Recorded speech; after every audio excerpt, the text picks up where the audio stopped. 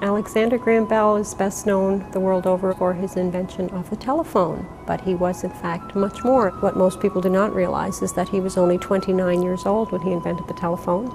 He lived to be 75, so he had many, many years to do other things. He had always been interested in aviation. He formed the Aerial Experiment Association with 4 young men, and together they achieved the first flight in Canada with their Silver Dart. This was in 1909. He also made contributions to the field of hydrofoils. He was also involved in genetics. He was involved with sheep breeding, many, many different experiments in different areas. He kept meticulous notes of all of his work, and when you look at those notes, you can see that nothing worked right the very first time. He himself considered his work with the deaf his most important work and the work that was closest to his heart. Physically, he was a very large man. He was over 6 feet tall and weighed over 250 pounds. His grandchildren always used to think that he resembled Santa Claus. He was a man whose family was very important to him. He did not have a lot of time to spend with his 2 daughters when they were children, but when the grandchildren came along, he enjoyed spending time with the children. He entertained the children